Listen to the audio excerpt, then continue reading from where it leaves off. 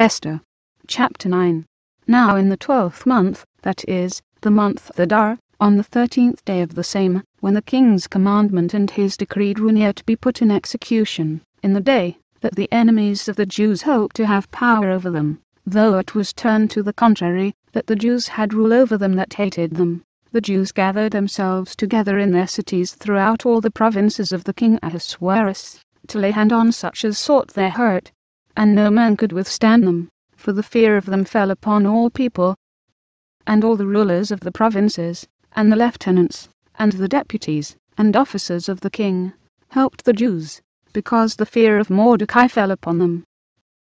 For Mordecai was great in the king's house, and his fame went out throughout all the provinces. For this man Mordecai waxed greater and greater. Thus the Jews smote all their enemies with the stroke of the sword, and slaughter, and destruction, and did what they would unto those that hated them. And in Shushan the palace the Jews slew, and destroyed 500 men.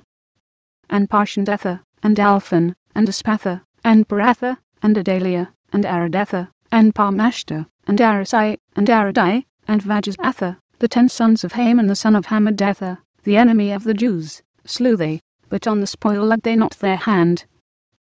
On that day the number of those that were slain in Shushan the palace was brought before the king.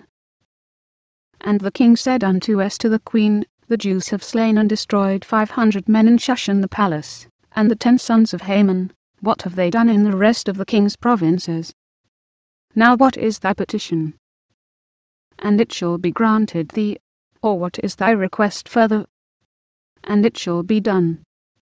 Then said Esther, If it please the king, let it be granted to the Jews which are in Shushan, to do tomorrow also according unto this day's decree, and let Haman's 10 sons be hanged upon the gallows.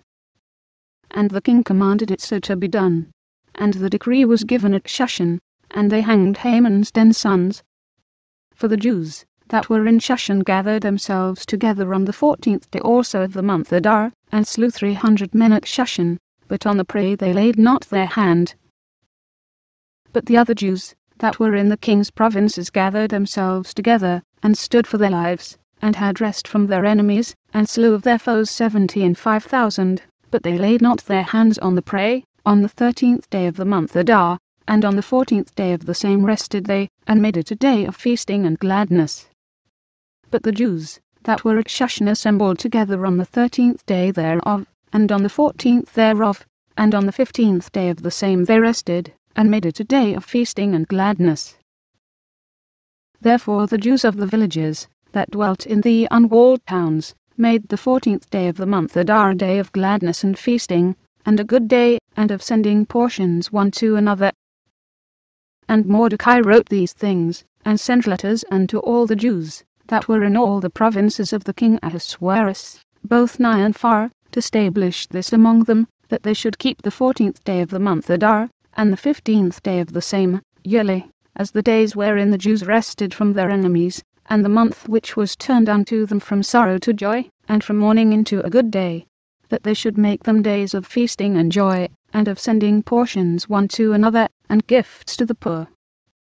And the Jews undertook to do as they had begun, and as Mordecai had written unto them, because Haman the son of Hammedether, the Agagite, the enemy of all the Jews, had devised against the Jews to destroy them, and had cast Pur, that is, the lot, to consume them, and to destroy them. But when Esther came before the king, he commanded by letters that his wicked device, which he devised against the Jews, should return upon his own head, and that he and his sons should be hanged on the gallows. Wherefore they called these days Purim after the name of Pur.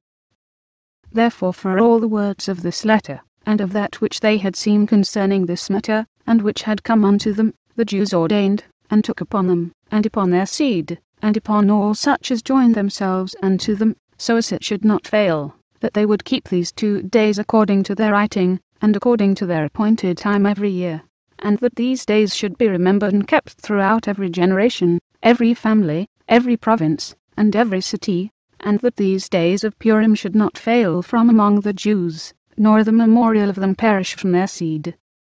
Then Esther the queen, the daughter of Abihail, and Mordecai the Jew, wrote with all authority, to confirm this second letter of Purim. And he sent the letters unto all the Jews, to the 127 provinces of the kingdom of Ahasuerus, with words of peace and truth, to confirm these days of Purim in their times appointed, according as Mordecai the Jew and Esther the queen had enjoined them, and as they had decreed for themselves, and for their seed, the matters of the fastings and their cry.